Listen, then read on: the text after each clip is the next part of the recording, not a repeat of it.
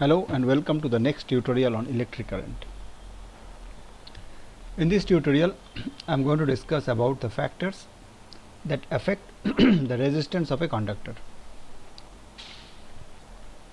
Factors that affect resistance of a conductor.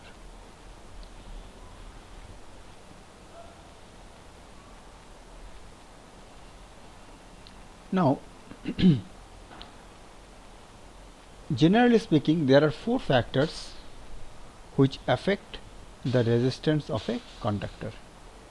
I will be discussing all these factors one by one. The first one is the length of the conductor.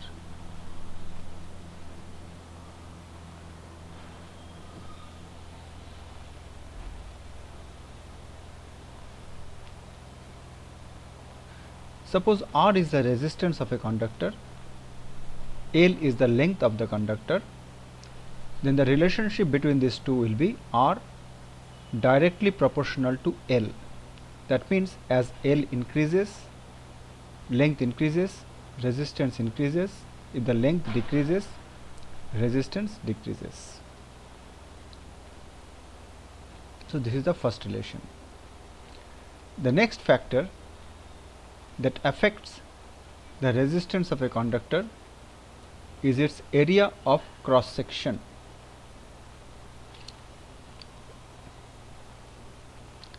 Through the bigger area of cross section, electricity can flow more easily. So if the area of cross section is A and the resistance is R, then as area of cross section or A increases, R will decrease, resistance will decrease. If the area of cross section is reduced, the resistance will increase. So R is inversely proportional to A. We write it as R proportion 1 by A. So let this be equation number 2. So combining 1 and 2, we can write R proportion, L is directly proportional, so L should be at the top, the numerator, and since A is inversely proportional, A will be in the denominator. So R proportion L by A, and we can replace this sign of proportion with a constant by R equal to rho L by A. This P like symbol, it is not exactly P, it is called rho. It is a Greek letter for R. R equal to rho L by A. Rho is a constant which is also called resistivity. So rho is a constant which is called resistivity of a conductor. And we will be discussing lot more about resistivity in the next tutorial or next to next. The third factor which affects the resistance of a conductor is the nature of the material of the conductor. It is very important. For example, you know, silver is a very good conductor, whereas manganese is not a good conductor at all. So material of the conductor greatly affects the resistance of a conductor.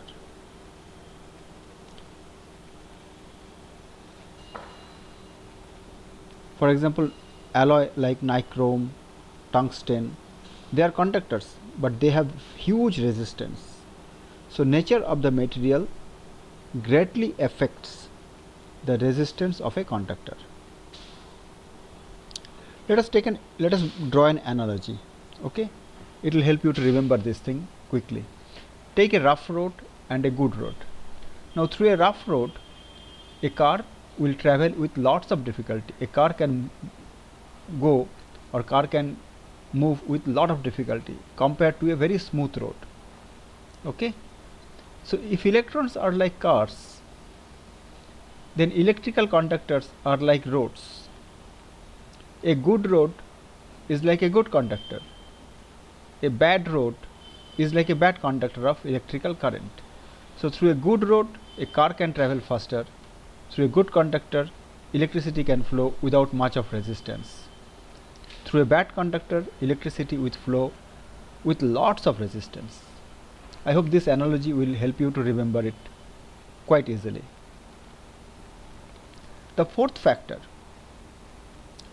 which affects the resistance of a conductor is temperature. Now here there are two possibilities, and there are two very clear distinctions are there. Take for example pure metals like silver, like copper, like aluminium. For pure metals, if the temperature is reduced, the resistance also reduces. In fact, at a very low temperature like minus 200 degrees Celsius, there will be no resistance at all, and they will behave like superconductors, but we will discuss it much later.